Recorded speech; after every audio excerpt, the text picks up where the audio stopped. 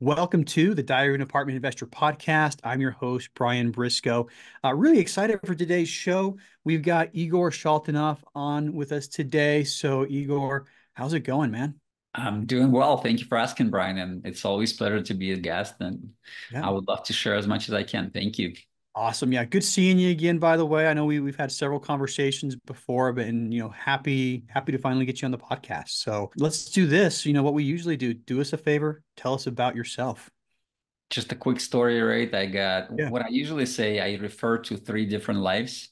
And Mhm. the first life, it was I lived in Russia, Moscow. It was a great experience. And it was a little dark. It's not because it's a bad place to live, but it's just really dark, because when it gets to winter time and Yeah. you wake up at 6 and it's super dark and you go back from work and you probably 5 p.m. or so and it's very dark Mark again. It's again. Yep. a little gloomy, right? And it's Mhm. not the best way to spend your time, probably your life, though. I was playing professional water polo. And the best thing about that is I expanded my mind. I Yeah. expanded my world through Yeah. travel because I get to participate in the World Cup and then the Euro Cups. And then I was at the highest level of the water polo, right, career. And I was like, you know what? There's a lot better places you want to be. Maybe Italy, there's beautiful food and you Yeah. can live by the ocean, right? And you can enjoy the sun and stuff like that. Mhm. So for me, the sun was a huge piece, right? For Mhm. the living, for the life, right? Yeah. And it's one of the sources of energy, one of the huge Mhm. ones. And the first time investing came up to me, actually, I talked to my friend today, 8 years passed, and Mhm. it was the guy. Just imagine myself, right? I may be about 12 or 10 years old, and then my friend coming out in the backyard, I would say, of our apartment building. And he was like, "Oh, you know what? I'm going to pick up the check, cash, actually, not check. There's no checks in Russia. I'm going, maybe now, yes." And then he's like, "I might go and pick up the cash from the people who live in our place." I was like, "Oh my God, what does that mean? Tell me." And I was like a young kid. And Mhm. remember, there's no YouTube, there's no education that much, right, about apartment gurus and buildings and stuff, investing. So, and it was like, oh, you know what? There is such a thing. You can actually give the place to leave and people will pay you. And it's been it. That's it. And then maybe 10 years after that, so I'm playing at the national team competing, right? And then my mom was like, hey, you know what? We got spare apartment. I was like, wow, Mhm. that's incredible. You know what? I heard we can actually give it to people and they'll pay you money for that. And she was Yeah. like, wow, really? Oh, wow. I didn't know that. So, anyways, that's how my first time ever I bounced into the thing, into the idea of, you know Mhm. what, you can actually rent the place to people. I didn't know how it's called, but you can rent the place to people and they'll Mhm. be paying money for that. So, Yeah. that was my backstory. Yeah, nice. And just for the people who are listening, I am absolutely convinced that water polo is probably the most difficult sport in the world. I mean, I was a competitive swimmer and, really good at just swimming, but man, playing water polo just gassed me. Every time I played, I was just like, after 20 minutes, I was just done. But anyway, so back to real estate. Anyway, good for you for that, the professional water polo thing. Back to real estate. So yeah, I mean, my epiphany came. I remember my best friend and I graduated high school. We went to college together and we rented an apartment together. And that's when we started really thinking, same thing as like, gosh, we're paying $500 a month in rent. That's all it was at the time. And we're paying $500 a month at rent. There's 50 apartments here. How, man, the guy who owns this is making a ton of money. But Yeah, yeah. yeah, it's always fun to look back at that stuff. But anyway, so from there, pick up the story, carry on, and how things progress. Just a little bit of water polo. So they were saying Yeah. it's the people who failed in swimming, so they just became water polo players, and that was one of me, though. Anyways, so the story was I always thinking about, you know what, you make money, you play game, which is a little artificial life, it's not real because you don't interact with agreements, contracts every single day, right, or negotiate with people. So you just play a game. You're working hard, but again, it's a game. Imagine the name is still water polo game. So, and I was thinking through, oh, you know what? I can take all that money, buy a beautiful car, Mhm. go to nightclubs. I can just party, go to vacation. But I took a Mhm. little different approach. I said, listen, so it's a very short period of time when you had to pick, Mhm. and you might want to think through the future. What's going to be in the future? Yeah. So with that being said, I said, listen, so let's save as much as possible. All right. And then I tried that first time ever Mhm. when I remodeled that remember I mentioned that apartment, spare apartment with my mom. I remodeled that. I moved them to the new place. So, because we just got a new place. Yeah. And I rented that apartment to two people, two different guys. So they were working, I think they were lawyers. They were working and they were paying monthly and they were doing really well. So they were earning enough income to cover that payment. And it was a great experience for me because again, so I was probably bringing in equivalent of my mom's salary when she first time understood, you know what, the power of the real estate. If you've done a lot of work up front, because it's been like remodeling, right, convincing and doing some stuff, but then I wouldn't say it's passive, but it's semi-passive if you got one place, right? But that one place completely shifted my mind from working with my muscles, right, and hands and stuff, but just working with your capital and your brain, right? So that was the first shift of my mind. So, and I said, you know what if, like you said, what if the 50 of them paying? I said, what if I multiply that by 10? So what is my income going to be like? So, and that was the great start of my journey. Yeah, absolutely. Absolutely. So you talk about your three lives, so life number one, where did life number two begin? So the life number two was amazing. Yeah. Story, because my wife brother was drafted by Los Angeles Clippers team. Okay. And then my second life was an employee, right? I was assistant judge in the court. And the reason why, because I finished the law degree, because my first degree was PE teacher and coach, and I loved working with kids. It was just the most probably like inspiring work for me. And I love every time when I show up, it's just such the energy and feedback, right, in my body, in my brain. So I never work. But I really understand if I'm in Moscow, Russia, right, and then I'm PE teacher, I earn $100 a month, right? I would not be able to sustain myself in the same level of the lifestyle, right? I said, listen, I got to do something. I finished law school and I started to practice law. So sure enough, in that employee position, I understand I can't sustain the system. I cannot sustain what's going on around me. And then if I stay in that system, I'll become one of the pieces, right? I will become that same person I see around me. Like there's guys 20 years older than me, right? I see them, what they're doing. So, and they were living really good life, but they were always hiding, right? They cannot afford to actually show how much they earn because it was all a lot of politics, under table deals and stuff like that. I said, listen, I can't do that anymore. And my wife said, you know what? Let's go travel to my parents. Let's go see what they're doing. And we're actually doing a great job.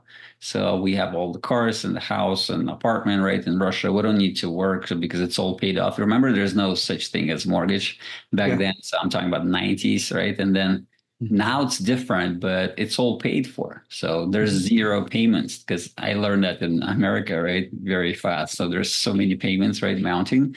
So there it's different because it's all cash. Right, you own outright the whole thing. So you own your cars, you own your whatever, you name it, right? So basically what I'm saying is once we moved here, we said it was a meeting. We had a ticket here and back. I'm talking about Los Angeles and back because we just want to have fun for a little bit, right? Because we just stretch our life and we just work and build house at the same time. It was like a little chaos. And one of the managers, we have a dinner and she said, you know what, why are you guys coming back? And that's one question just struck my mind. So I was like, why I'm coming back? And then I turned to my wife and said, look, why are we actually coming back? Yeah. I just quit my job. Do we have like opportunities to go through that court system? And I was like, you know what? It's maybe a really good idea to look in different options. And we said, you know what? Let's take it 24 hours and, some options. Let's see what we want to do with a life. And we had the kid already who was born in the United States. And 24 hours from then, I called my mom and on the phone, I said, listen, sorry, Mom, I'm not coming back. And that was like a huge moment of us, making a decision and starting a new life. Yeah, that's huge. I mean, I'm sure you look back and you're grateful that they asked you that question, why aren't you just going to stay here? But I love that you took it seriously. You're like, hey, let's do it. Let's do it. And just made it happen. I think, a lot of times I look at what makes a lot of people successful. And it's just kind of the ability to recognize opportunities when you see them. I think that's exactly what you did. And execute. Yeah. The action was immediate. In November 2009, we came in. In March 2010, we received the green card as an extraordinary ability because of the sports, right? Both me and my wife. And then in March of 2010, we opened the business. So, and that was the next stage of my life, right? How do you actually manage and how do you become a sophisticated business owner, right? And remember my transition, because the first one was, you know what, I want to be a lawyer and I want to build that career in the law, right? And then stay in that, chain of different things, like all associated to law. I said, listen, it's great, but I do really love coaching. And we opened the basketball academy for kids. That was like our first business in the United States. And Nice. the fun thing was people were saying, you know what, it's going to be so funny. The Russians will be teaching Americans how to play basketball. So, and it was like absolutely incredible. Like the thing when we decided to stay in the United States, and I see some people like 15, 20 years from when they decide, they still don't have a great green cards. Like it's so hard for them to acclimate, right, to United States society, to get the green card, to become legal people, right? And the same with business. If I would know back then how much competition around us and, what's the competitive advantage of different companies, I wouldn't open that business. But because we decided to execute right away, we just filed a company, we opened. So we just start to, advertise and market the different, services and start to grow. People like felt that difference and, the personal approach we bring into the market and the difference of Euro, right? Hard work and detail-oriented techniques to the basketball apply into America. And the business started to explode. We opened 1 location, 2 locations, 3 locations. And then the next stage came in when I started to say, listen, from hobby and then from fun part, because I never worked for a couple of years because I was like interacting with kids. It became a business ownership, and it became the game of how do you scale that business? How do you break that the first $1 million, right? And then that time, so I started to go into different programs and I started to educate myself, and I really started to focus on scaling, right? And the business, how do you structure, how do you build a system? How do you become a leader, right? How do you manage, right, the organization with 20 plus employees? And that was my another stage in my personal development, I would say, because it was a huge piece of the life. Yeah. That's a hard thing to get through. I think a lot of people, do that. They get into something, they see some success, but I think, pardon the expression, that's kind of what separates the men from the boys in a lot of arenas is being able to go from doing this well to scaling and doing it well at a different level. But please keep going. Yeah, thank you. So and it was huge because, like you said, the one thing, and I think one of the stages when you're self-employed, when I call self-employed, let's say you got 3 people, it's probably still self-employed, right? But because it's not delegated as much, right? So you're still doing a lot of work. And that was the hardest part of changing your mindset, I would say, because this is a really mindset and then who, not how idea. Like it's like building the systems and the structures which can support each other. And no matter if you got the team member who's non-performing, you can replace it to the better performer who's actually doing and executing. All right. I would call it the machine is still going because it's a big, well-maintained machine, which is know how it works by itself. So that was the big mental mindset, like I said. So when you start to build that system, right, and all of a sudden you can step out from that system. And another reason we opened the fund and I moved completely into real estate because I built that system and I started to understand it can work, it can sustain, right? It can cash flow by itself, it can develop by itself. We started to delegate on people, and the people who hired a lot better than me at certain areas, right? And this was the huge change though. And then I never stopped my real estate career because the huge piece of business, it's probably wealth created through business, like just insane, right? The amount of wealth created through business. But another huge piece, it's a risk because you take a lot of risk. There have been some days like you don't know how to run the payroll, right? And it's part of the game. It's you got to be strong enough to go through that cycle because it's in cycles, right? You going in the stage of growth and you're going into like very fast speed, right? And you got to be able to just hold that idea right internally, and then you go through and push it through. So and go to the next stage and going through multiple cycles, like I said. So it's been like one cycle off. You go from just starting business into certain things, and then you break your first million. So and then you just scale into multiple locations, and you scale into the company which just runs with an employee. So for me, I was like, I need to work 24/7 until the day I die. And I said, you know what, there's got to be other different things I can do through the passive income. And I always had that backup. I was thinking through, you know what, I'll do the real estate. I was always doing real estate on the side, right? And I bought 1, 2, 3, 4, 5 units, and I was scaling that business to the point when I said to my wife, you know what, I'm ready to move on to the next stage.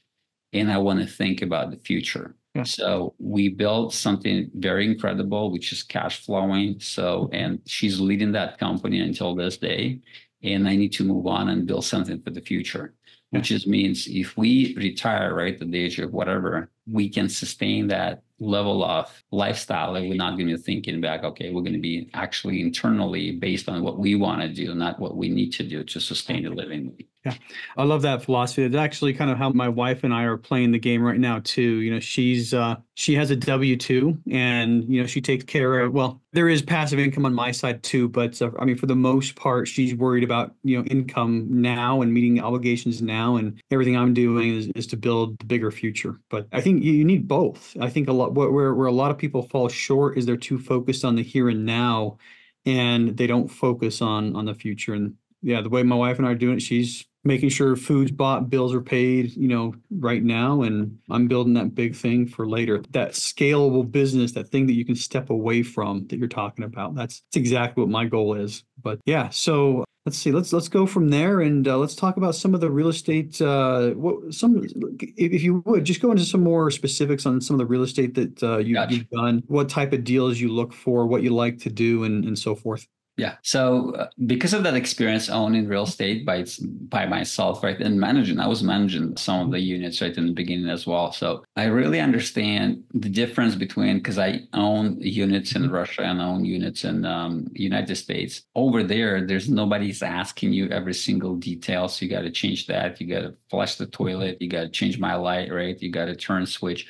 It was to the point, so they pay money, and then maybe once in 6 months, they'll reach out with something, right? Which is very easy to manage.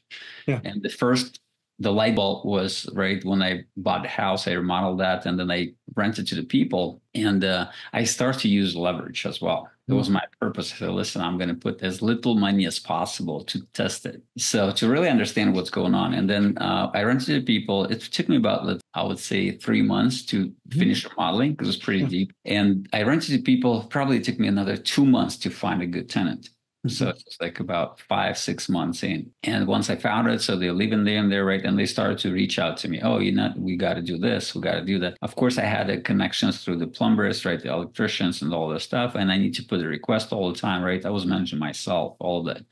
And I started to say, you know what if I do this, but I multiply by 10? I'll do 10 of those houses, right? And I started with single family. And I really understand it's very management intensive, number one. And the second learning lesson was once the tenant left and you use your leverage, right? And you start to pay your mortgage. So let's say you got your own mortgage on the house and you got a second mortgage. And I said, okay, what if you got 5 of those houses? And then any other months, these guys are left, and then you need to pay and cover that payment. So basically from the business model, I said, listen, it looks like more of the saving account. You might put it in, you might put it out, but it's not really growing. It's not like appreciating like crazy or stuff. Like it's not like growing like a business, for example. But because I was in California, right, and you know, California plays always appreciation, in my opinion, in my personal opinion. So I was good enough, right? I bought the property, I think, for $485, right? And I sold it around $650. Nice. And throughout the 4-year period, and the people were paying the mortgage as well. But what I'm saying is I got lucky on that appreciation rate uptrend. And I said, but can I really control that appreciation? Probably not, right? And I want to be in the business where I can control more of the things, right? I want to force that appreciation through something, but I don't want to just wait until that house is going to grow, right? Because, for example, right now, the prices are insane, right? So would we go through another stage of appreciation for the next 5 years? I don't know. Who knows? Nobody knows, right? You cannot control that market. And I said, can I just focus on the model when it's going to be multiple income streams inside of the building? And that's how I came up with the idea. Okay, let's go and buy an apartment. Let's scale that model. Is it scalable? Let me test this one. And the first thing we did, so we started to really go into different syndications and test the operators with our own capital. So we test one operator, two operators, and we really start to look at the performance of the deals. And again, for the people who is debating between, do you want to be passive or active, right? Which side you want to take. So that was a great learning experience for myself. So I said, listen, I don't want to own the property, but I want to own the effort of that operator. Yeah. Like I want to own that experience as well, right? I want to own the future opportunity of that deal. Yeah. And for me, it was a great, I would say, choice right in between, because I said, I want to find and be really, truly passive. Yeah. Right. I want to be as passive as possible. And that syndication model, I think, was one of the best choices and ideas, because again, so you leverage that operator partner. Yep. So they have 20, do you have 20 years of experience? No, right? Do you want to build 20 years of experience being an operator? I said to myself, probably not. So do you want to be part of that deal? Yes. And then, so with that, yes, I said, oh, how can you participate? Yeah. So was you capital? Yeah, you could be, I mean, there's a different application it could be, but the easiest one was you capital, right? And like I said, so once we test, let's say first 5, we said, okay, the cash flow coming in, we can really prove the concept because the distributions are coming. So, and the idea was we can open that idea to the investors, right? To the people who don't know about syndication, who don't know about multifamily investing, who don't know about passive, like a truly passive investing. Awesome. Awesome. Yeah. And you know, I think lots of words of wisdom there and lots of good stuff going on. I mean, you talked about early on, you know, no loans, you know, no, everybody paid cash in Russia. And you talked about one type of leverage, which is leveraging money, but you know, now you're into leveraging other people's time. And I think that's probably a lot better than just doing one. You know, if you can leverage money from a lender and other people's experience, you know, that's where you really start getting into, you know, some good deals and some solid returns. So smart on that one. All right. Well, we're running into the end of the time block for this. So got a couple of questions to finish things up. Any part of your story that you wanted to talk about that you didn't hit first? And then we'll go back to our questions. Just a part of the story, going through different operators, I would probably mention one thing. Yeah. Our first idea was safety. We want to be in the safest investment possible. Again, the idea of not growing by 5x, by 2x, by 3, we said, how are we not going to lose the money, right? Placing capital. And the reason why, because we want to have that fund, right, in the future. So we want to come up with the safest possible, right, options for the people. And one of the learning, I want to share one of the learning process. So we start to go into the better returns, and the better returns were coming with a brand new construction. And sure enough, we only got into 2 deals in the brand new construction. One of them was like very deep development, like redevelopment, I would say, right? Remodeling. And then the second one was like brand new from the ground up construction. So none of these deals are performed, none of the deals. And then we learned, sure enough, so you better off focus on very simple model. And then once you start to become more sophisticated in the process, right, and start to understand and start to learn that, you know, construction process, start to learn that real estate model, right, start to learn syndication, how's it structured, I think you can start to, you know, inherit more risk, right, and more return thereafter, so you can get a little bit more deeper into that weed, right, of how can I get returns. Construction didn't work for us, and we wouldn't always look for that existing building, which is cash flow right now. It's proven model, and all you want to do just do a little tweaks. Yeah, I like how you put that. I mean, I think some people inadvertently make the mistake of, you know, biting off more than they can chew, and I like how you put that. I mean, so from apartments, you know, if you come in and you buy an apartment complex and it's a big value add and a lot of other stuff, there's a whole bunch of new stuff happening for people. But I like that. I think it's a lot less risky. You know, if you're a new operator, buy something small. And as you said, you tested it first with your own money. You know, buy something small, use your own money. You know, make sure it's not a really heavy lift. It's not a huge value add. I think for a lot of people, a stabilized property, you know, something somebody else has just finished a value add with isn't a bad first deal. But I like that. And then you can get into more and more complicated, you know, learn on the simple and grow from there. I like that. Yeah, now we'll roll to last round of questions. And first one is, you know, what's next for you? So what's next for us? So I'll probably walk you through the last 3 deals. So when the apartments went through the stage of, I would say, unstable market, right? Let's put it this way. So we shifted over to the land entitlement deal. And the reason why it was all cash deal, just equity play, no leverage. There's no unknown. So how much is going to be in the 6 months from now, right? And what's the finances going to look like? So that stage we went through. And then this other deal we closed was the loan assumption. So the loan assumption gave us, again, the security of that, right? Of that payment. So we only had like 295, right? It was a loan, probably like 4 years left at the very, very low interest rate. So having that in place, we said, listen, we can execute whatever model is that, whatever the business project, right, is that we can execute it for 4 years for sure. So, and then our investor was still asking because of all the turmoil around the market. So they were saying, can we go in a safer position? And with that being said, we just came up with a credit fund. We said, listen, let's look at the capital stack. So we got common equity, which is, retail investors all the way on the top. They earning most of the interest, but why? Because they get in the position of the highest risk. Yeah. So can we lower that down a little bit? We say, yes, we can. So what we need to do, we just need to do the debt fund, right? So we want to be as a debt form of financing.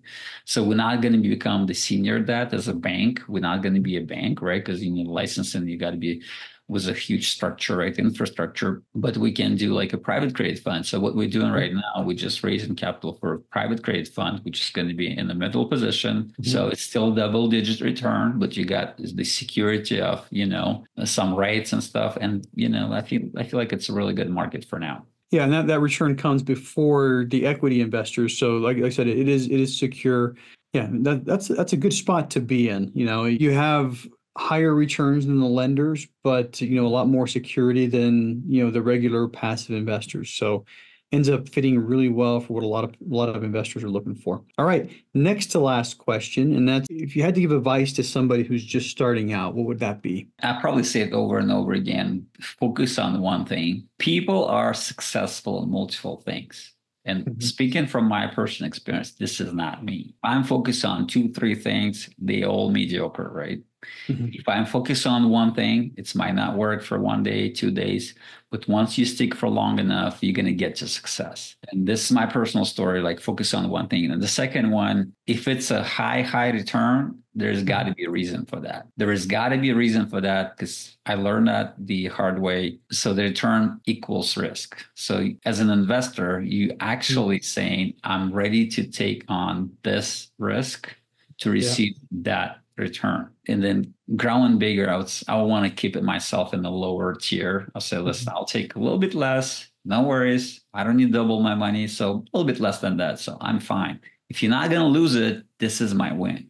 Yeah, a lot of newer investors don't understand that. I've had a couple of newer passive investors go to deals that have higher projected returns, and you got to realize that they're exactly what you said. If there's higher returns, there's a reason, and it's usually more risk. They're either higher leverage, they're, something else is happening there. All right.